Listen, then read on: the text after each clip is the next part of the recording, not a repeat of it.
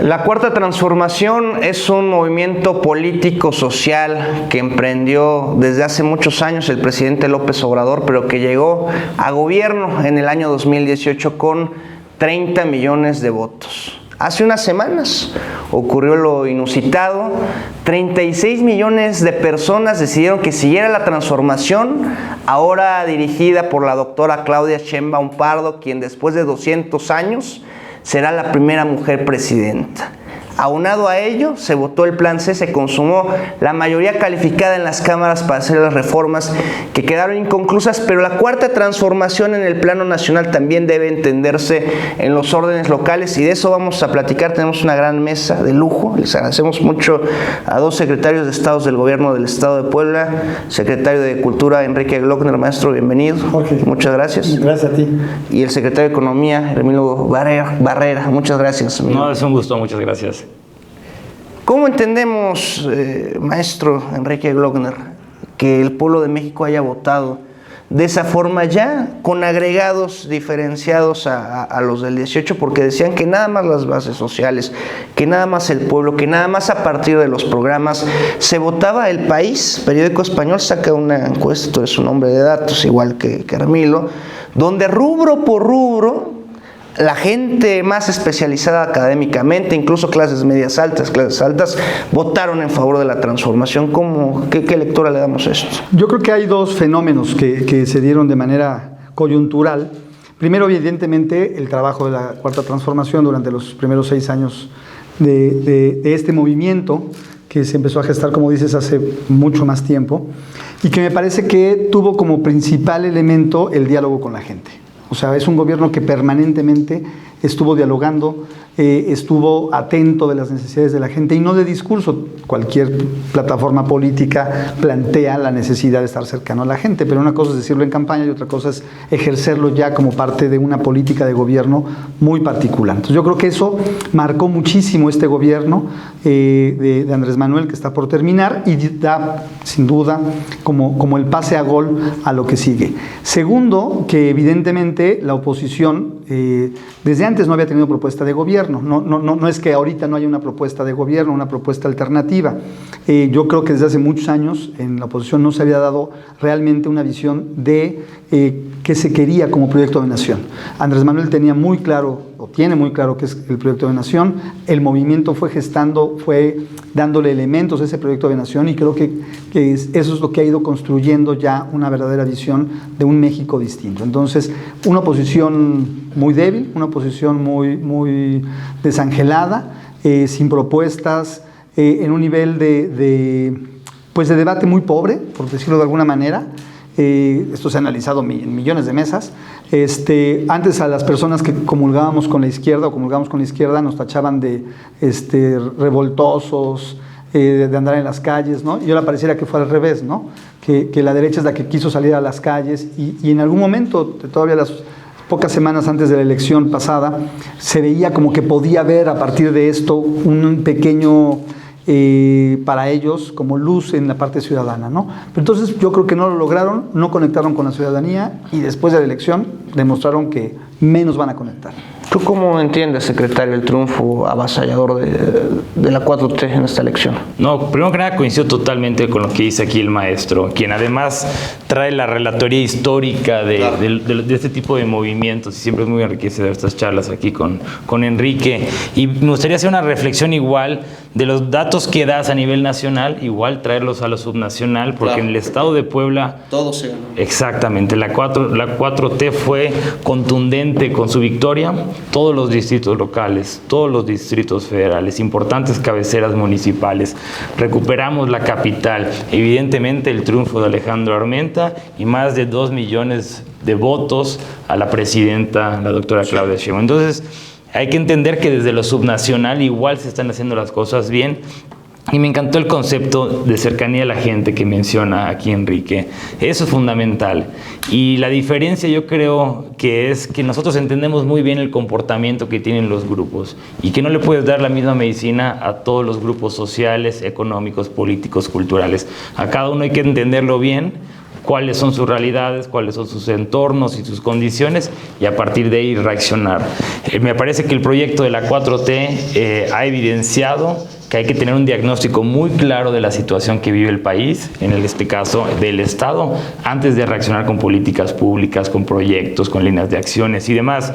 En el caso económico, pues nosotros entender bien que no es lo mismo lo que requieren las MIPYMES que el comercio informal, que es un elemento importantísimo que se tiene que atender, a lo que requieren las grandes industrias, y todo eso es muy distinto a lo que requieren los grandes capitales internacionales para atraerlos. Entonces, lo que ha logrado hacer la diferencia en el caso del gobierno que encabeza el gobernador Sergio Salomón Céspedes es entender el comportamiento económico, entender a los grupos y a partir de ahí reaccionar. De acuerdo.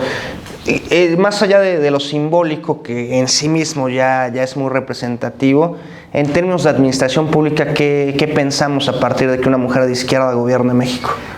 Me voy a ir a lo simbólico primero, porque para mí es bien importante. Voy a comentar ahorita algo que lo he dicho en varios espacios. Yo estoy muy contento. Sí. Yo, un ciudadano mexicano que desde 1988 ha estado pendiente de las elecciones y sí procurando que un gobierno de izquierda pudiera tener la oportunidad, o un gobierno con una visión más social pudiera tener la oportunidad de gobernar nuestro país. Eso me hace sentir muy bien por todos estos años que han pasado desde entonces. Mujer, una mujer que viene de una izquierda intelectual que, digamos, no había habido esa situación tampoco, científica. Conocemos en la historia de nuestro país, primero gobernó en lo que es inicios del siglo XX la clase militar, o sea, la clase política se integrada por militares, después los abogados y después los tecnócratas. Ahorita entra una nueva clase política, la clase de los científicos, sí. Y no los científicos de Porfirio Díaz, sino científicos doctorados. Me parece que ella viene de movimientos de izquierda, legítimo, y perdón que lo voy a decir así, tal vez esto pueda levantar un poco de polémica. Si algo nos dañó mucho a los mexicanos con los 70 y tantos años del PRI en el poder y luego su pequeño intento de regreso, fue la cultura política. O sea, lo que le damos en este país fue una cultura política que permeó todos los espacios. No solamente una forma de hacer gobierno, sino permeó todo. Y me parece que Claudia, de alguna manera, es la primer gobernante en el ámbito ejecutivo federal que no tiene, de alguna manera, esa escuela de cultura política, ¿no? O sea, muchos de los expresidentes, habían militado en el PRI, los dos expresidentes panistas, de alguna manera, evidentemente traían toda esa cultura política permeada al 100%, con la visión empresarial o con la visión de derecha, pero es la misma cultura política. Y yo creo que Claudia viene con otra cultura política. ¿Eso cómo va a determinar un gobierno, cómo va a influir? En el ámbito nacional, yo creo que mucho. Va a ser una nueva forma de hacer administración pública por estos matices que estoy planteando. O sea, la visión de la presidenta electa pues es otra, ¿no? O sea, con esos temas que he ido agrupando, y un poco lo que decía mi amigo Milo en términos de cómo se aterriza esto. Yo creo que, y el lema de este gobierno, que es un gobierno presente, esa es la cercanía de la que nos estamos refiriendo. O sea, el realmente tener contacto con la ciudadanía, no tener funcionarios públicos como ajenos a la realidad, como antes se veía, ¿no? O sea, un secretario se veía así como, wow. Yo creo que aquí la actitud desde el gobernador, el hecho de que él asista a actos públicos y no tenga un lugar especial, tenga el lugar que cualquier persona tiene, y digo, muchos compartimos esa forma de ser porque ya lo veníamos haciendo de alguna manera, o no nos interesaba hacerlo distinto, pero es para nosotros una gran lección de que quien está en la función pública tiene necesariamente, más allá de la ideología, más allá de los principios, que tener y ejercer con esta visión de 4T, una visión de gobierno que nos permita estar con la gente. Es la mejor forma de escucharla, estar con ellos. Por más diagnósticos, soy sociólogo, por más diagnósticos que hagamos y encuestas, la mejor forma de entender lo que tiene la gente, que fue lo que hizo Andrés Manuel López Obrador durante más de 18 años, caminó todo el país, pues es eso, ver a la gente a los ojos y escucharla. Los diagnósticos sociológicos son buenos, hay herramientas muy precisas, pero lo mejor es convivir con la gente, estar con ellos, platicar, dialogar, entender y ser empático.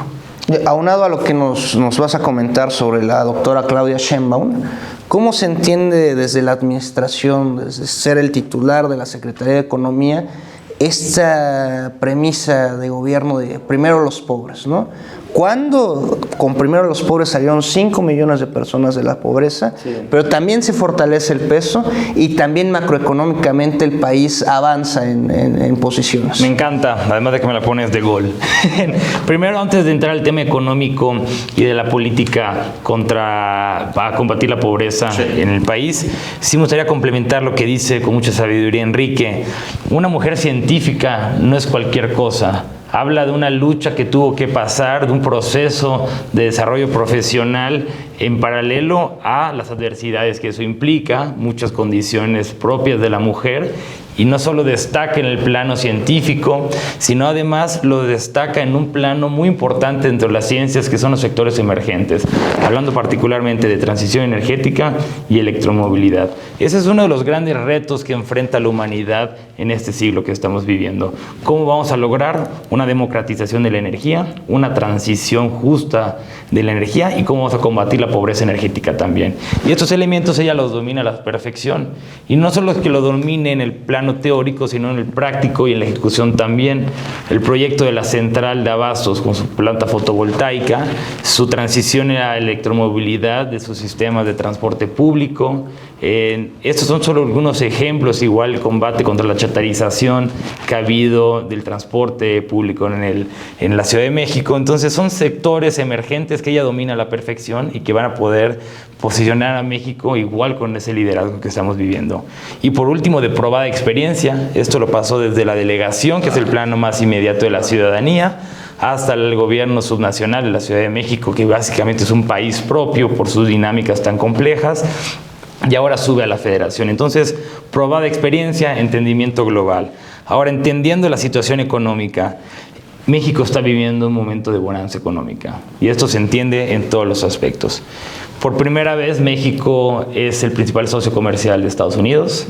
Estamos en los primeros 15 lugares de receptores de inversión extranjera directa, de receptores de turismo, de captación de turistas.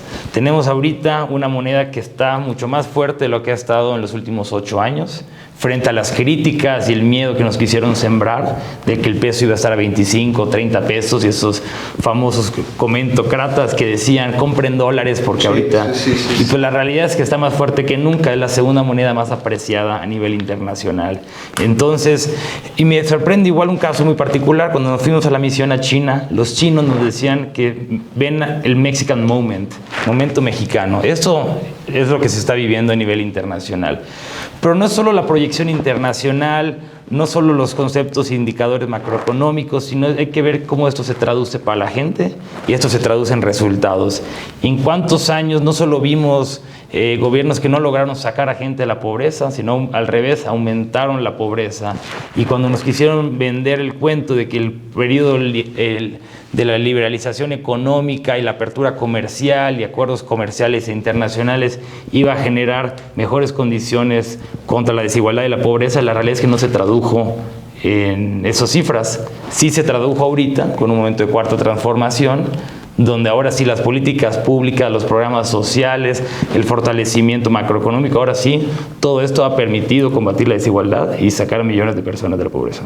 Antes de que entremos ya al plano local, ¿qué perspectiva hay de estos 6 gobiernos, ya con las mayorías calificadas?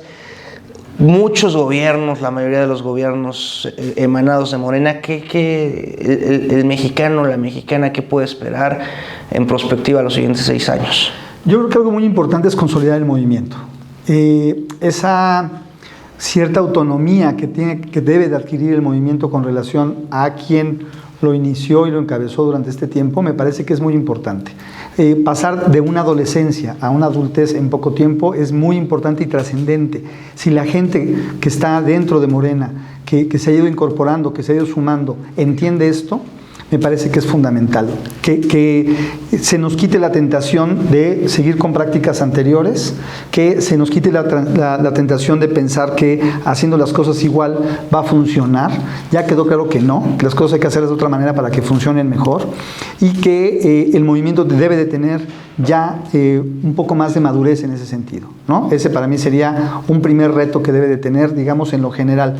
En el otro ámbito, Yo resumiría todo en una gran palabra que tanto a nivel federal como a nivel estatal se debe de construir, y yo creo que ahora hay que trabajar en eso. Ya se dio el paso de que la palabra o la manera de definir estos gobiernos es cercanía, ¿no? Y eso costó trabajo porque, repito, aunque en la discursiva muchos gobiernos lo tenían como eslogan, no se mostraba en los hechos. Entonces yo creo que ahorita, con estos dos ejemplos que pusimos de gobierno de México y de gobierno del Estado de Puebla, sí se dio y sí, la gente sí lo sintió. Yo creo que la palabra que sigue es confianza. O sea, si yo tuviera que resumir el gran reto que deben de construir a partir de ahora los gobiernos de la 4T, es generar confianza, que no necesariamente va de la mano de la cercanía. O sea, es un primer paso. Que alguien se te acerque y tú lo veas empático y tú aceptes que se te acerque, está bien, pero no necesariamente le vas a tener confianza a todo mundo a la primera, ¿no? Entonces ahorita ya se consolida una etapa importante, 20% más de votantes hacia un gobierno, hacia una visión de gobierno.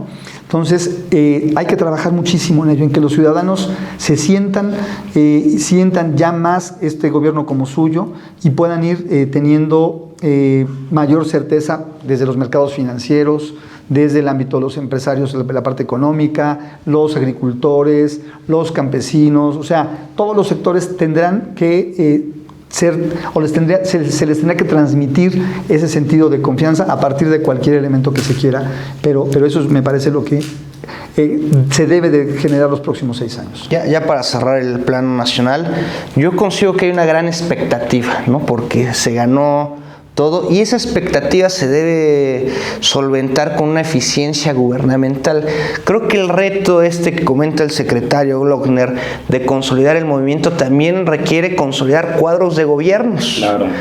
El relevo generacional conllevará cuadros de gobiernos porque dentro de la política juvenil se percibe que la política es aspirar a ser solamente diputado, pero necesitamos cuadros eficientes en la administración, desde analistas, jefes de departamento, hasta secretarios. Tú es un ejemplo invaluable de lo que debe ser un joven como cuadro de gobierno, pero ¿qué debe hacerse en función a ello? Que los chinos sí lo hacen, ¿no? Que los chinos sí piensan a 100 años. Sí. ¿Cómo debe concebirse Morena o la Cuarta Transformación dentro de la gestión gubernamental? Creo que uno de los grandes éxitos de la 4T ha sido la transformación de la vida pública, y que el presidente igual habla de la transformación de las ideas que van totalmente de la mano. La transformación de la vida pública es entender que el servicio público es una vocación.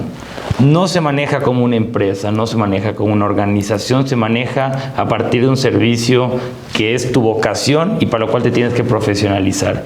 Y a eso se ha dedicado él, a cambiar ese concepto, y ese es el que debe permear la Cuarta Transformación.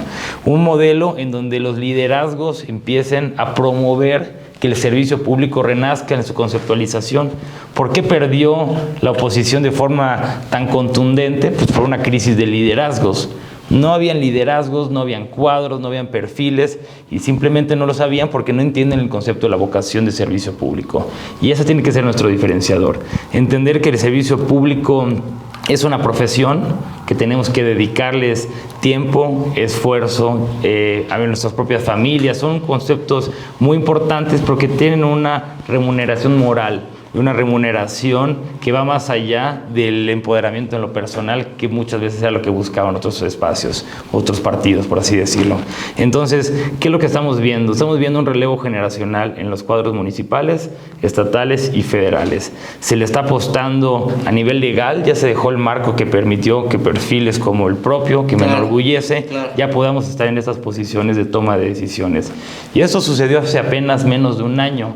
Con la reforma constitucional que se da, permite que los secretarios de Estado puedan ocupar esas posiciones desde los 25 años. Antes estaba el impedimento. Entonces, digamos que ya están las cuestiones legales, pero ahora, como bien mencionas, ¿cómo lo profesionalizamos? Pues tiene que haber servicio público de carrera, eso es importante. Tiene que seguir la capacitación y la formación.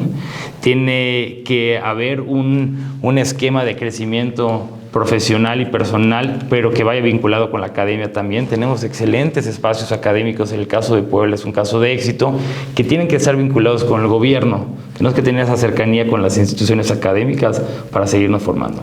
Ya aperturaba Emilio, el secretario de Economía, que en el plano local también se ganó todo, ¿no? Los 16 distritos federales, los 26 locales. Morena pasó de tener 50 ayuntamientos a tener 130 ayuntamientos. Respecto al gobierno de Sergio Salomón y este estilo personal de gobernar, ¿cómo influye para esas certezas electorales? Yo creo que tiene sin duda un gran impacto.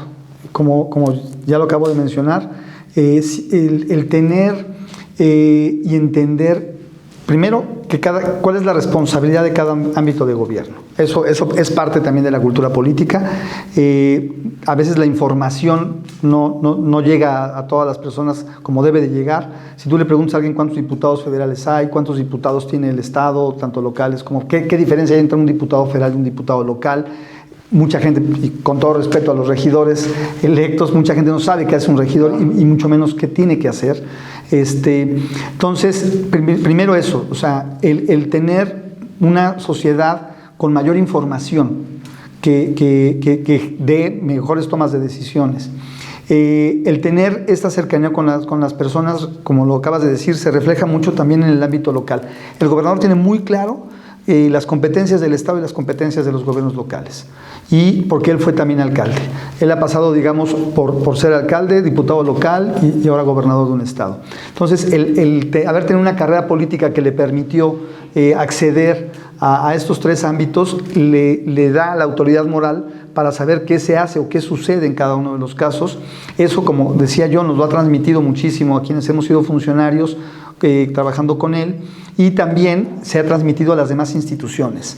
El tener un gobierno que trabaja con empresarios, que trabaja con los diputados, que trabaja con el ámbito judicial, que trabaja con los sectores primarios de la economía, que trabaja con las universidades, ¿no? La inversión que se está haciendo importante en Puebla, ya diría un amigo, éramos muchos y parió la abuela, ¿no? Como dicen en España.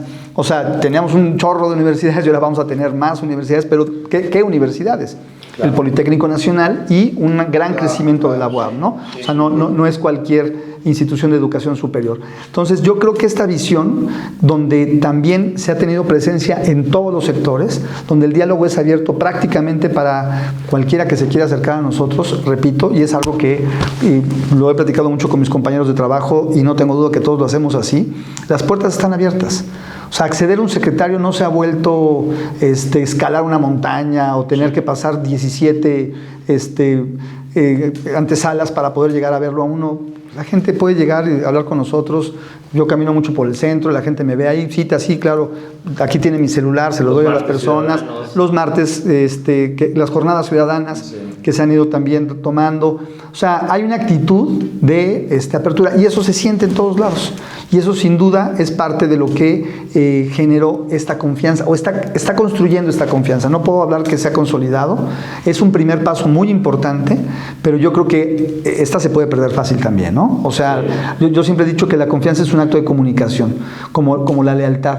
Tiene que ser recíproco. O sea, yo no puedo confiar en alguien si ese alguien no confía en mí. Yo no puedo ser leal a alguien si yo no le soy leal primero. Entonces, son parte de los actos de comunicación que tenemos que transmitir desde el sector público. Y en ese sentido, ya se dio un primer paso. La gente empieza a confiar no nada más en las instituciones, sino en las personas que están dentro de las instituciones, que no es lo mismo. El siguiente paso es consolidar esa confianza. ¿Qué valoración haces en lo general del gobierno de Sergio Salomón respecto a este refrendo que hace el pueblo de Puebla en los distintos niveles electoralmente hablando? Yo creo que va a ser recordado históricamente el gobernador Sergio Salomón. Y uno, hablando de la confianza, le preguntas a cualquier ciudadano y lo quieren mucho, lo estiman. Vas a ver un gobernador que cuando salga acá va a poder salir a pasear al centro, va a salir a cualquier plaza, le van a pedir fotografías y le van a agradecer su esfuerzo, y como lo mencionó hace unos días, hasta el último día estuvo con las y los poblanos. Impresionante. Esa es la cercanía y eso es lo que va a trascender. Va a trascender igual, conocido como el gobernador de la educación. Eso es todas las últimas 2 semanas lo que hemos visto. Por una parte, las inversiones que ahorita avisó el secretario, pero también lo que ha hecho para la escuela inmediata, para la juventud. Eso es importantísimo. Techados en todas las escuelas. La política pública de escuelas solares también, 33, el 100% de los centros escolares del estado, ya con energía limpia, ya con iluminación eficiente. ¿Cuántas canchas ha hecho? Luego, la inversión que ha hecho en centros de innovación e investigación, eso es otro gran reto que tiene todo el país. ¿Cómo nos vamos a actualizar con las grandes tendencias? ¿Cómo lo vamos a hacer? Nuestra óptica es articulando el ecosistema de innovación empresarial y desarrollo tecnológico a través de nuestras universidades, gobierno y la industria, y que todos estén en los mismos espacios. Y esos espacios ya se crean, como es el Centro de Innovación de la Secretaría de Economía, el nuevo Centro de Investigación que trajo del Politécnico Nacional, una red que vamos a dar a conocer en las próximas semanas de articulación. Entonces yo creo que va a ser reconocido como el gobernador de la educación, de la innovación, y también va a ser un gobierno reconocido por haberle apostado a los sectores emergentes de la economía y haber transicionado un modelo de la manufactura a un modelo de la mentefactura, donde lo que te genera valor es el conocimiento y no el valor que te genera la producción física con tus manos. Perdón, complementando un poco, y perdón que interrumpa, la parte que dices del gobernador de la educación, también un gobierno que ha estado muy preocupado por el bienestar de quienes trabajamos ahí, en todos los niveles. O sea, hay una gran empatía y un gran entendimiento o entender cuáles son las necesidades de los trabajadores. Se han tomado acciones que durante muchísimos años no se habían tomado, o de esta manera, por ejemplo, actualizar equipos de cómputo, por decir algo.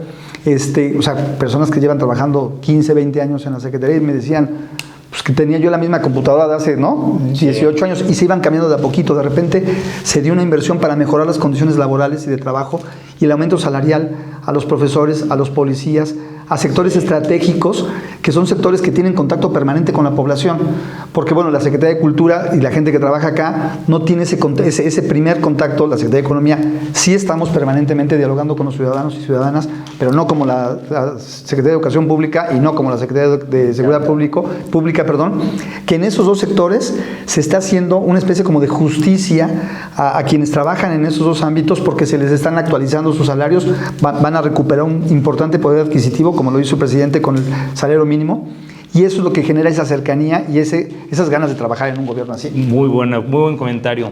Yo percibo un sentido de orgullo y de pertenencia al gobierno. Muchas veces, lo dice el gobernador, sí, la gente se sentía penada de decir que trabajaba en gobierno. Claro. Yo con orgullo lo digo, mis colegas así los veo, y él nos marcó la pauta y el liderazgo. La cena navideña, por ejemplo, poder ir a cenar con el gobernador y en su mesa no había un secretario ni una secretaria, eran aquellos que llevaban más tiempo en el servicio público. Y eso que el liderazgo, cómo se traduce en cada uno de los espacios, una experiencia personal. Lo mismo, siguiendo su liderazgo, hicimos la cena de la Secretaría de Economía y también los que me acompañaron, los que llevaban más tiempo en la Secretaría. Y estuvo al lado de mí una compañera de la Secretaría de Economía que estaba conmocionada porque me decía que llevaba 20 años trabajando en la Secretaría de Economía y nunca había hablado con un secretario o una secretaria. Entonces, esa cercanía, él es el que nos las promueve. Ya en el ocaso de este gobierno, a manera de corte de caja, ¿qué satisfacción en el plano gubernamental te llevas como secretario de Cultura? Y un poco si nos desglosas ese nuevo enfoque de hacer cultura comunitaria que has emprendido desde el minuto uno ahí. Pues muchísimas satisfacciones, la oportunidad de haber, aunque suene cursi y trillado, haber servido a la ciudadanía de mi estado.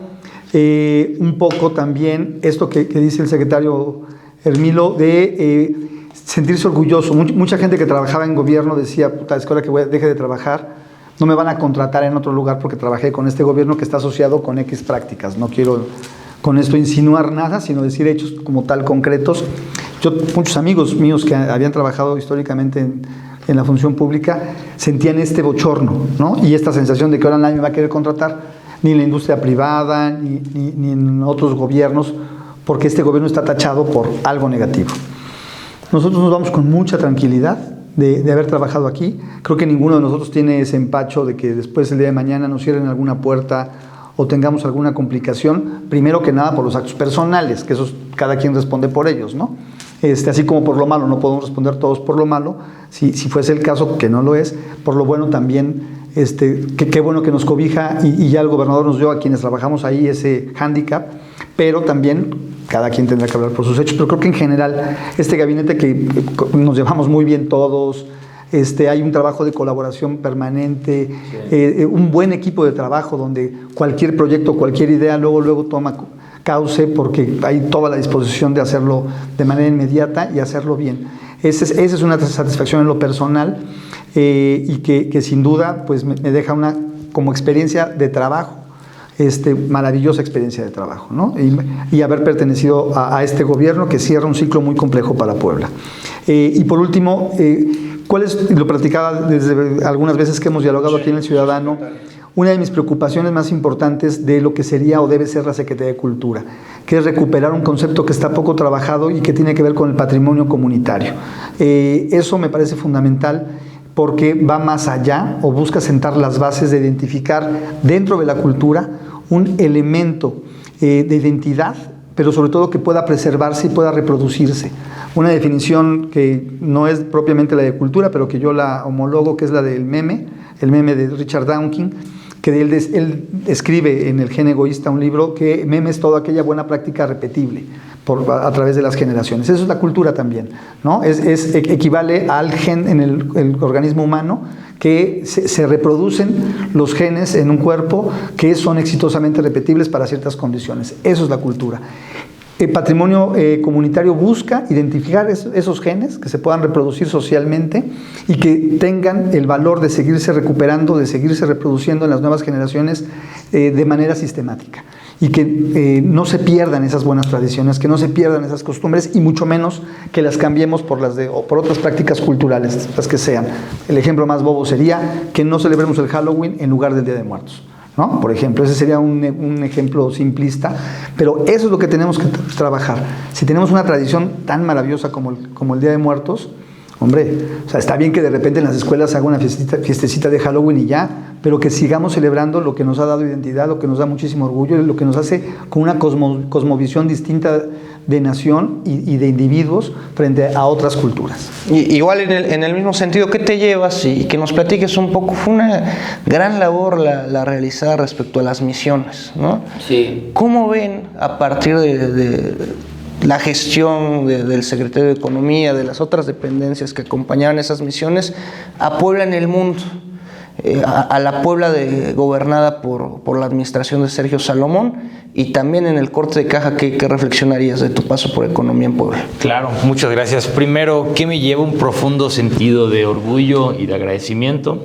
Me siento muy orgulloso de haber pertenecido a este gobierno, de haber podido sumar y seguir sumando al Estado de Puebla.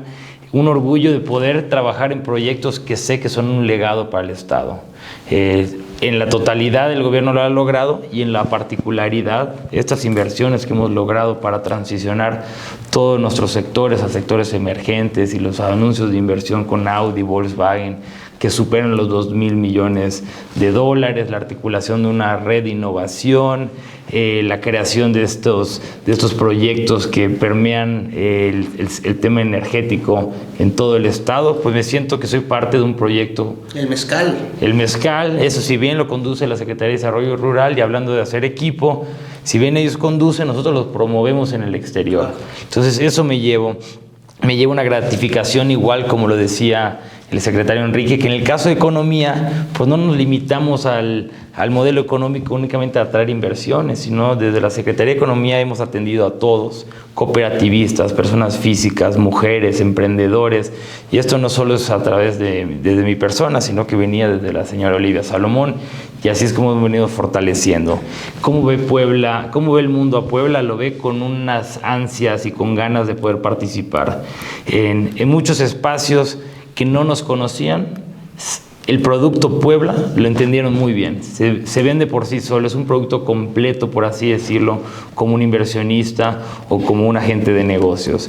Es un estado rico en diversidad cultural, gastronómica, tradiciones, deportes y demás.